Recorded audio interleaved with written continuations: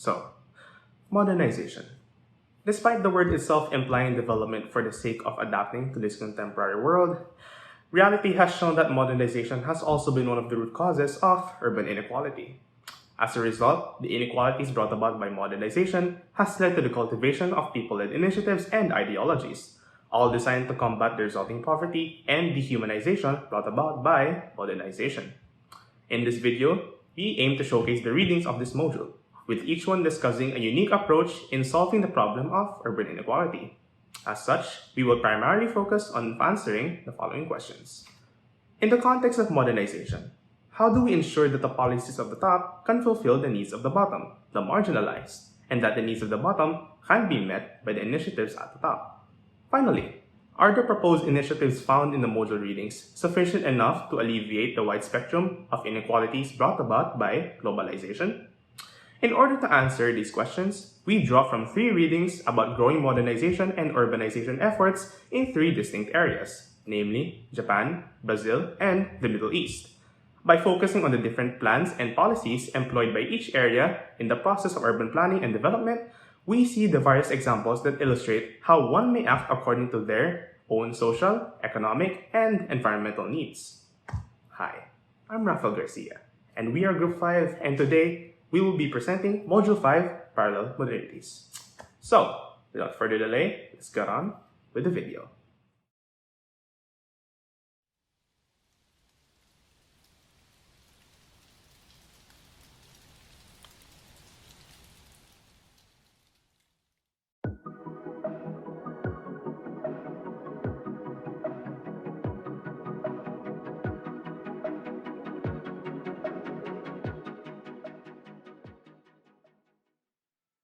Japan has implemented the compact city strategy as an effort to sustain the economy and increase population growth.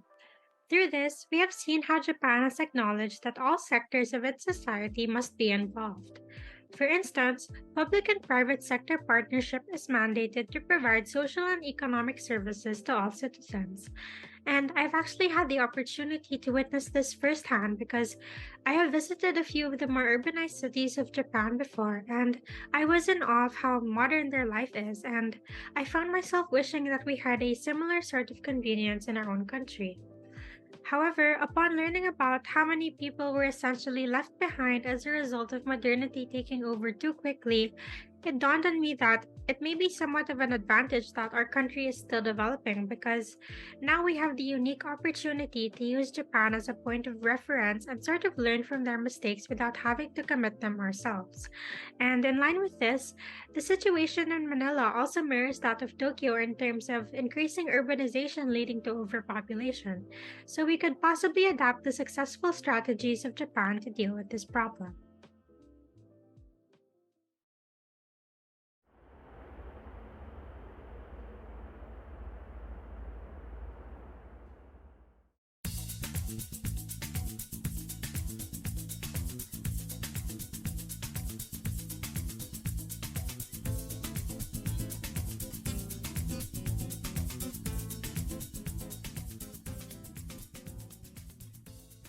In the second reading, we've learned about the Statute of the City and how it captures a model of urban planning and management that is unique not only in Brazil but also worldwide.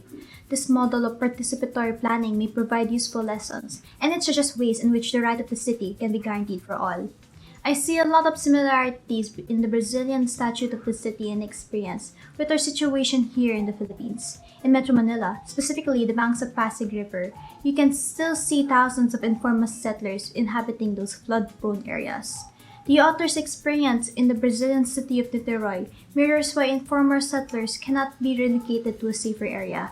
The top reasons cited are the lack of human and monetary resources, the gap between rhetoric and practice, the nature of decentralization, which is problematic in the context of the statute, and lastly, the fact that corruption, clientelism, and co-optation have not disappeared. It is as if the author is already describing the situation here in the Philippines, and why urban planning still continues to be a challenge, and why informal settlers continue to expand in major cities in our country. We believe that the right of the city has potential to be put into practice. However, this would first require awareness from the general public, given that the right of the city is a collective right rather than an individual one.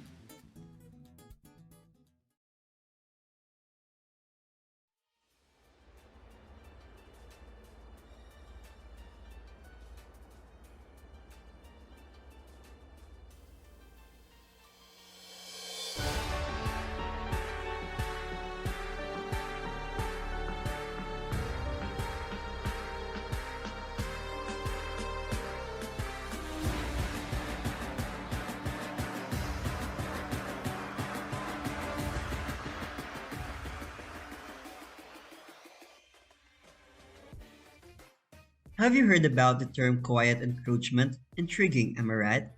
Did you know that this specific concept is famously known to exist in the Middle East? For a better context, quiet encroachment describes the silent, protracted, but pervasive advancement of the ordinary people on the propertied and powerful to survive and improve their lives. Interestingly, with this kind of notion, people from the marginalized context, especially the poor sector, not to mention those who came from the Middle East, discover and generate new spaces within which they can voice their dissent and assert their presence in pursuit of bettering their lives. Yet, the vehicles through which ordinary people change their societies are not simply audible mass protests or revolutions, even though they represent an aspect of popular mobilization. Instead, people resort more widely to what we will elaborate on as non movement. In general, non-movements refer to the collective actions of non-collective actors. They embody shared practices of large numbers of ordinary people whose fragmented but similar activities trigger much social change.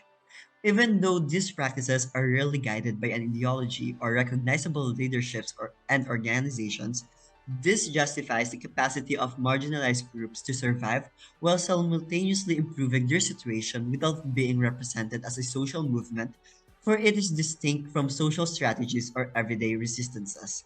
So, how can we describe this in the context of the Philippines, where poverty cases are indeed rising, gender bias is still relevant, and the rate of out of school youth is growing?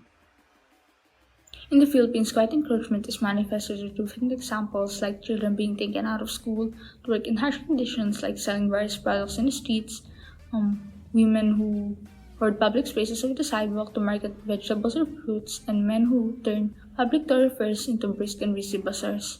We can also see this through informal settlers who inhabit other people's properties and beggars who may or may not be bothersome to the general public whenever they roam around the streets and ask for alms.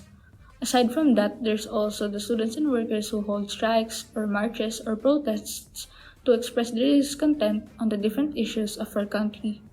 They're all different, but one thing that makes them all similar is that the streets serves as the primary platform or avenue to showcase their collective expression. It's a silent, long-term but permeating form of growth of these ordinary people using the resources of the propertied and powerful to achieve survival and to better their lives.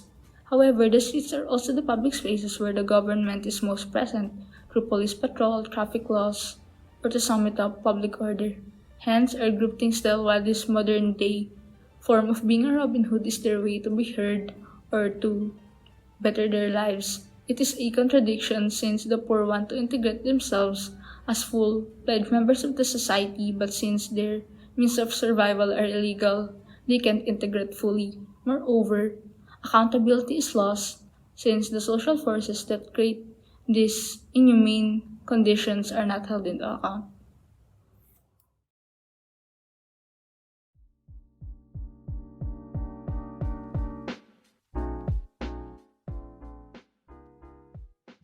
Overall, in the context of modernity, we can assure that the policies of the top can fulfill the needs of the bottom, especially the marginalized, and that the initiatives from the top can meet the needs of the bottom by employing radical changes in respect of social, economic, political, industrial, technological, cultural, moral, religious, and educational structure, thus opting for new improved technologies, making a progressive movement in thinking with the primary objective of removing blind beliefs, useless and harmful attitudes, and worthless faiths in order to achieve a modern, progressive, and dynamic society.